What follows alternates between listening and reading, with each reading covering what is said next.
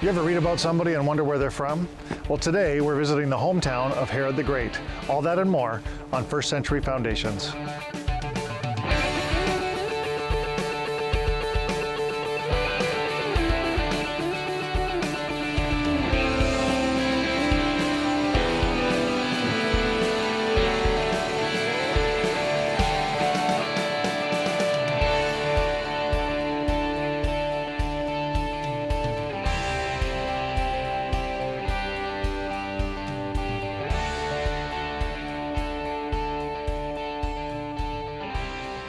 Today on the show, we're back with our good friend, Isaac Karasenti, and Isaac is going to take us to Tel Maresha.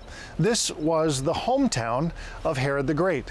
Now, why is that important to us? Well, it helps us to get a picture, an overview of what times were like when Jesus came onto the scene. You see, Herod was the king who was in power when Jesus was born. Herod was the one who received the wise men, the one who called for the slaughter of the innocents because he was so intimidated about this new king coming into the region. Herod didn't understand any of that. And so we're going to see the place where Herod was born and raised and try and get an idea of what things were like for him growing up as a child. Herod was the son of an Edomite and a Nabatean, which means he was not Jewish by blood, but his Edomite father and their ancestors had converted to Judaism, and so Herod was raised as a Jew. Today we'll see what life was like in those days. We're going to see a home from the period when Herod was young. We're going to also understand that they needed, like everywhere in Israel, they needed a place underground where they could store clean water and have that resource available to them. So much that we will talk about and share together as Isaac takes us along this journey. I know you're going to be very interested in this history behind Herod's childhood, and so don't go away. We'll be right back after this. Coming up, Jeff and Isaac Karasenti visit the hometown of Herod the Great. Exciting things are happening in the land of Israel. Because of the prayers and financial gifts of people like you, First Century Foundations has been able to support a number of ministries throughout the Holy Land, feeding the poor, looking after the sick, and bringing hope to those in need is the everyday reality for these believers in Israel. And this would be an impossible task without your support. This practical approach of feeding the hungry, clothing the poor, and visiting the sick is making a real difference in many lives throughout the land and is changing hearts. Yet while we are seeing many amazing miracles and successes, the needs are always increasing. Call or write today and become a monthly partner for just $30 a month or more. And when you call, be sure to ask for the free Israel Prayer Watch, so you will be up to date on all that is happening with the ministries that you are supporting. Call today. We're waiting to hear from you.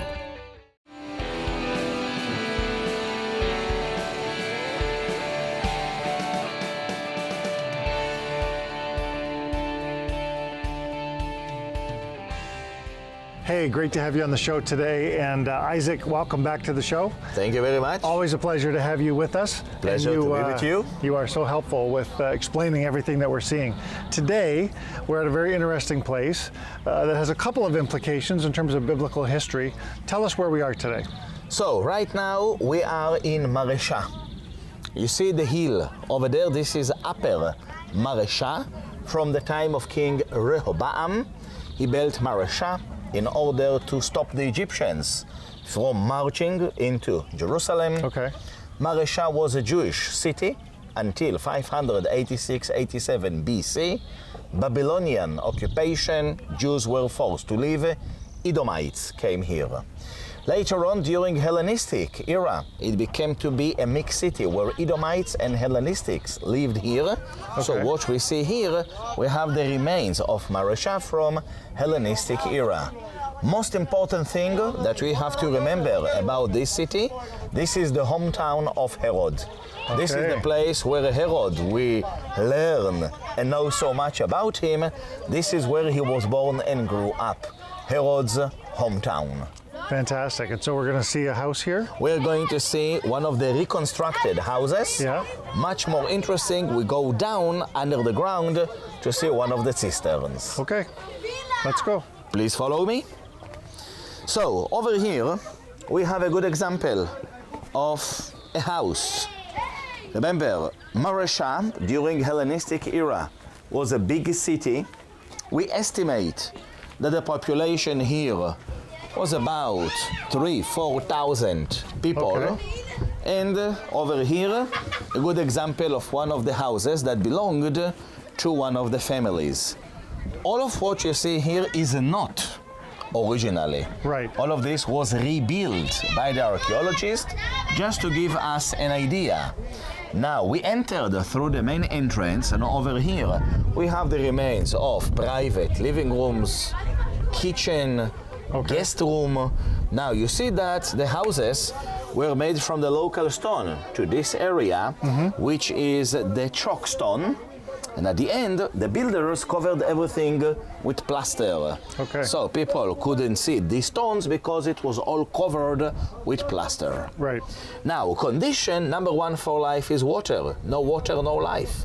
The city can be important, we can say even holy, but you don't have water, you cannot live here. Right. So how do people solve the problem of the water? Please follow me, let's go down this way. Soon you're going to see something amazing. Okay. Please. Now, Isaac, we're already down Yes, a fair bit into the ground, and we have a ways here to go. yes, we're only halfway, even less than halfway down. And now we're going to see something which is very unique only to this city of Maresha. The very impressive underground water supply system of the city. Now, what do we have here? Here we have one out of many underground water cisterns. Now, Jeff, take a look all around you. You see how deep, Wow. you see how wide, you see how huge is this cistern. So how much water would this place hold? About 7,000 gallons. 7,000 gallons. 7,000 gallons. Now see how huge is this cistern. See how deep and how wide. Yeah. Now here in Maresha we have two different types of rocks, two different types of bedrock. Okay. On the surface we have limestone. Limestone is a very hard rock. Right. But beneath it we have the chalk stone. Chalk stone is much softer. Like the bricks were made out of. Exactly. Okay. So in order to dig this cistern, what the builders did, first of all they carved through the very thin layer of the limestone. And after a few hours of work, then they reached the softer layer of the chalk stone. So what you see here, this is all carved through the soft layer of the chalk stone. Wow. So this can explain how they could make these cisterns to be so deep and so big. If you take a look all around you, even nowadays, we can still see the marks of the chisels and the hammers that the builders used in order to carve these cisterns into the bedrock. Wow. Now, the water to here was rainwater. During winter time in this area we have lots of heavy rain. So what the engineers who designed these buildings did, up there they built some big canals that caught the rainwater from all of the surrounding area and channeled everything into these cisterns. Okay. Now every house had more than one cistern. On our way out, we will see another cistern, which is next door. So we are talking about tens of thousands of gallons of water. Wow. So it is enough one winter to fill everything with water, so the family has enough water that they can survive all the summer until the beginning of the next coming rainy season. Wow. Sounds like we're going to get some company, so maybe we better move along. Maybe, it's a good idea. Let's go. Let's go. So Isaac, we are talking now about the Edomite and Hellenistic period you mentioned. Yes, sir. What would have been their major source of making a living here in this place? Excellent question. Now, if we stop here for a moment and take a look all around us. Yes. Remember that from geographical point of view, this is the meeting point between the Judean mountains to the coastline. Right. The hills and the mountains over here, still the Judean mountains. Flat area that you see over there, that's the coastline. Okay. Now, the conditions of climate here back in those days were just perfect for olive trees. We also know that the time of the soil that we have on these hills and the bedrock were also perfect for olive trees. So we know that the citizens of Maresha made their living from olives. Okay. We learn that these hills around us were covered with hundreds of thousands of olive trees. Okay. And every year in the autumn, after that they finished to harvest their trees, they used to bring the olives to the olive press in order to crush, to press and to squeeze the olives to take out the olive oil. And from here they used to export the olive oil all the way down to Egypt. Why to Egypt? Because Egypt is a too hot country, which means over there you cannot grow olive trees. Okay. Olive trees cannot cope with the heat in Egypt. So in Egypt, they needed lots of olive oil. People here produced thousands of gallons of olive oil every year and exported the olive oil to Egypt. The Egyptians were willing to pay fortune for a good olive oil. So this was the most important part for the economy of Maresha. So do we have an example here of what that kind of olive oil production might look like? Absolutely, yes. Over here, we discovered lots of olive presses. Right. And if you want to follow me, we can go down into this cave. Over there, we can see one of these olive presses. Okay. Please follow me. Great. I will follow you. I will follow him. Wherever you lead me, I will go. Everywhere he will go.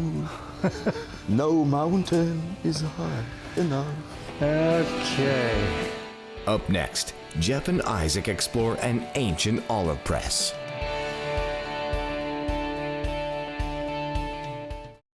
Jerusalem, the holy city, is the focus of much of the world's attention. And Psalm 122 tells us to pray for the peace of Jerusalem. Yet do we really know why, or even how? Why does God want us to specifically pray for the peace of this ancient city? And how do you pray for a city that for most of us seems so foreign and so far away? Praying for the Peace of Jerusalem, the new book by Jeff Feuders, now reveals God's purpose for the holy city and all of Israel, and why he wants every believer to pray for his holy land. Now more than ever, the people of Israel need our prayers and support. And when you order your copy of the book Praying for the Peace of Jerusalem with a gift of just $10 or more plus shipping and handling, you are also helping these precious people in a very real way. Call the number on your screen now or go online to firstcenturyfoundations.com and order Praying for the Peace of Jerusalem and begin to pray for Israel with understanding and purpose.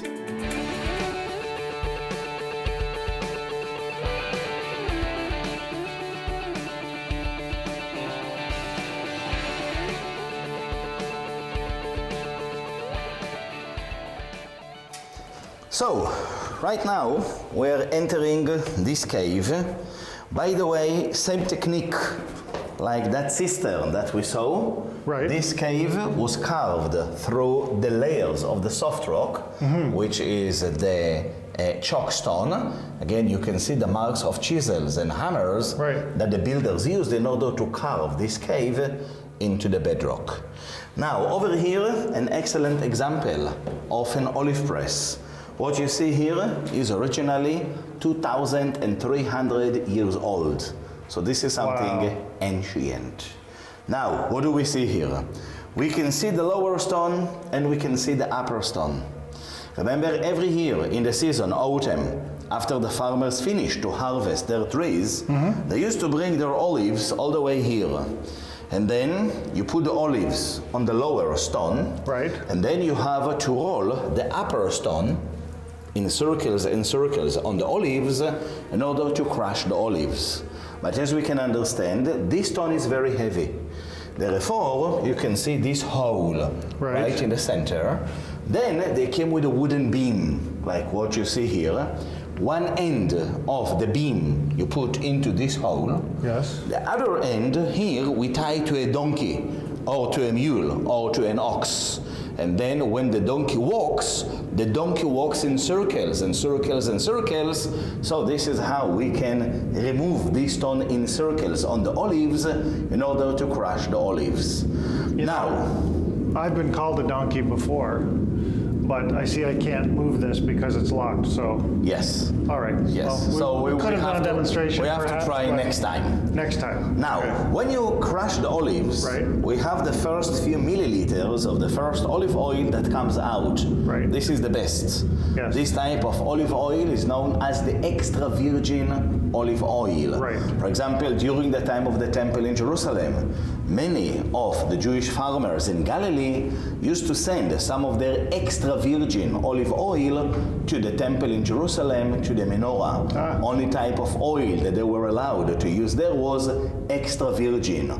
Or every time when a new king came, in order to anoint a new king, only type of oil that they were allowed to use was the extra virgin olive oil. So first we crush the olives, we take out the first few milliliters of the olive oil that comes out. This is the extra virgin olive oil. You come with small jugs and take it out. Okay. Then what is left here, we are talking about the crushed olives. So from here we needed to take out the crushed olives and we put it in special baskets. They look like circles, like tires. And now, if we take a look to the other side, now, over here, we see the continuation of the process. In order to help us to imagine, to understand how things took place, you see that archaeologists put some new baskets. Oh, I see, yeah. You see over there? Yep. So originally, you put 10 up to 15 baskets with the crushed olives inside, one on top of the another. And then you needed to press it. How can you press it? You come with a massive wooden beam. One end you simply stick in the wall over there, and to the other end you tie some heavy stones. You see these stones with the holes? Yes. That's original. So with the ropes you can tie them to the beam. This is how you put pressure. This is how exactly the weight's down. Yeah. And this is how you can press the baskets. Very cool. When you press the baskets, there is a liquid that comes out. Down on the bottom, you will put a jar in order to channel this liquid straight into the jar. Right. In the very beginning, this liquid that comes out, this is not yet pure 100% olive oil. We have the mixture of olive oil plus water, because the olive is like a fruit. It contains also some water inside. Okay. So basically what we have in the very beginning in the jar, the mixture of olive oil and water. How farmers in those days knew to separate water from oil, they were clever. Even 2,300 years ago, they knew that water and oil cannot mix together. So when they had this mixture in the jars, they knew that all they had to do was to wait patiently for a few hours. Within a few hours, they knew that in the jars, they will have the division.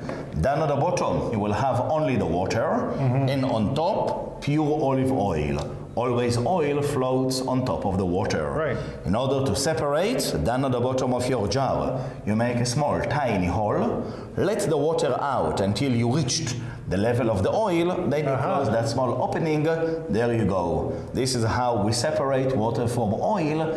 This gives us the regular type of the olive oil. Okay. At Very the end, good. what you do, you continue to press the baskets harder or hardest that you can. Okay. You simply put more weight.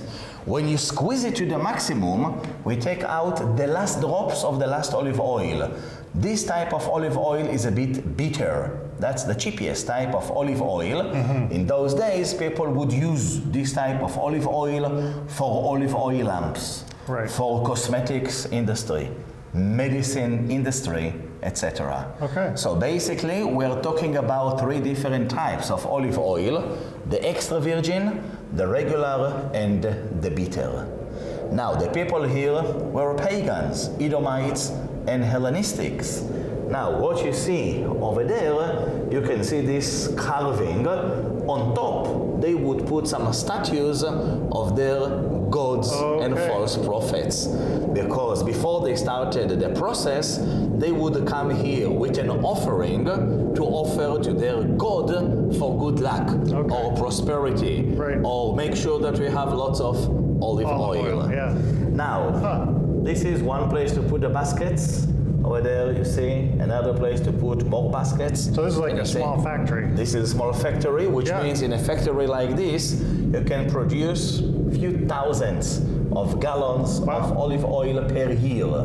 Now, you see that the whole factory is indoors, inside a cave. Why? Because we harvest the trees in the autumn.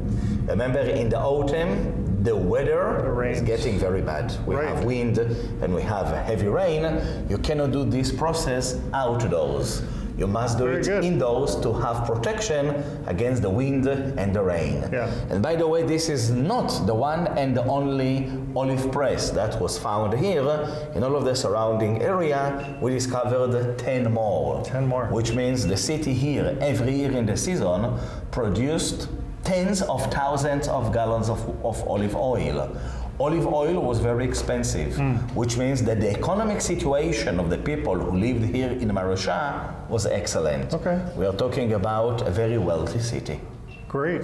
Now, you mentioned that these weights, the big rocks, are original. Yes. Is this also original? Everything here is Everything original. Everything is original. Everything is original, apart, of course, of the beams and the baskets. Right. Wow. Yes. Very, very cool. Yes, a very well preserved olive press. Yeah. By the way, how do we say olive press in Hebrew? Gachmanim. Gachmanim. Rings the bells a little bit. In Jerusalem, we have the Garden of Gethsemane. Yes. Gethsemane is misspelling of Gachmanim. In the Garden of Gethsemane, we have very old olive trees. Yes. We know that in that garden in Jerusalem, in the time of Jesus, there was an olive press, Gat Shmanim. So originally, that garden in Jerusalem was named after the olive press, Gat Shmanim in Hebrew. Later on, Gat Shmanim became to be Gethsemane in English. So when we speak about the Garden of Gethsemane, we talk about the Garden of the Olive Press. Wow. And there's some great imagery there, and maybe we'll talk about that a little bit later in the show. But thanks so much for bringing us down here. You're this is welcome. an amazing example of an olive press, and the entire site has just been incredibly interesting.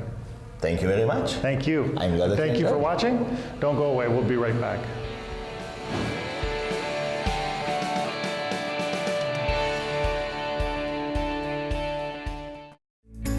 We hope you enjoyed this episode of First Century Foundations with Jeff Feuders. This season is packed with amazing visits with people and places rarely shown on television. And now, for the first time, First Century Foundations is releasing extended cuts from the series with previously unseen footage. In this first DVD of extended cuts, you can now see Jeff's entire visit with Dr. Garth Gilmore to the ancient site of Tel Hazor. This incredible site sheds new light on the conquests of the Israelites as they entered the Promised Land under Joshua. You will also see the full edit of Jeff and desert tour guide Arthur Dumash as they explore the Negev Desert and the abundant plant life that helps to further illustrate the biblical account of the Israelites and just how amazing God is. Call or write today to order your copy of this first Extended Cuts DVD for a gift of $20 or more plus shipping and handling. And be sure to keep watching First Century Foundations.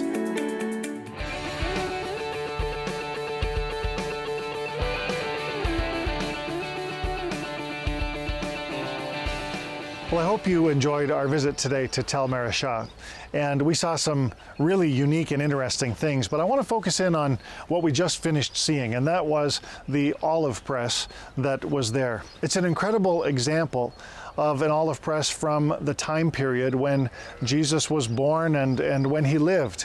And I loved how Isaac brought in the meaning of the Hebrew word. He talked about the Hebrew word being Gachmoni, and how that we relate that to the Garden of Gethsemane. Now, I don't know about you, but looking at that olive press and seeing how it was put together, how it actually operated, the mechanics of it, stirred up for me all kinds of thoughts and emotions around what Jesus went through in the garden. You know, we saw that heavy wooden beam that is laid across the baskets of the olives. And then the stones that weighed the end of the beam down so that the olives would be crushed and it would squeeze out all of that precious, precious olive oil. Well, you think about the fact that Jesus, when he was in the Garden of Gethsemane, the Bible says, went through incredible agony. He cried out to the Father and said, "Father, if it's possible, would you let this cup pass from me?" But then he added these words, "Not my will, but yours be done." Jesus was going through incredible, incredible agony in those moments. It was crushing for him to think about what was ahead of him. He would have to endure the suffering of the cross. And he was pleading with the Father, "Please, Lord, if it's possible, Father, if it's possible, let this cup pass from me, but not my will, yours be done."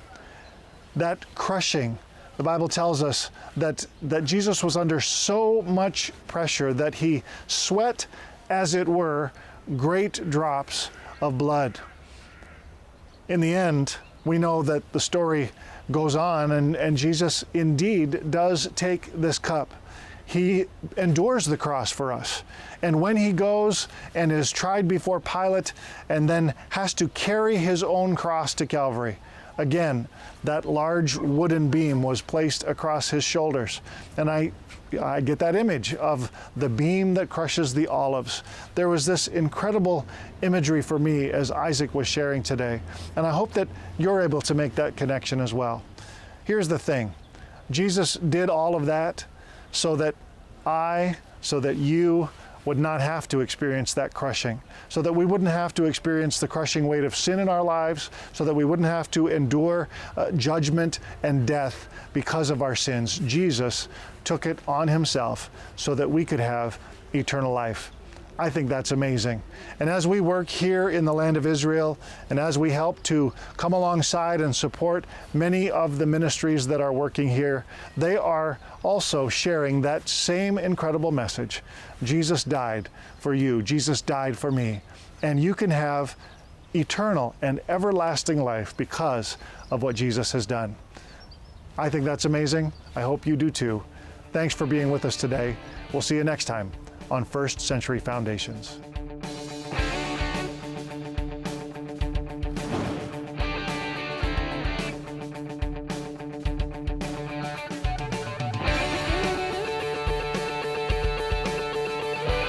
Thank you for watching.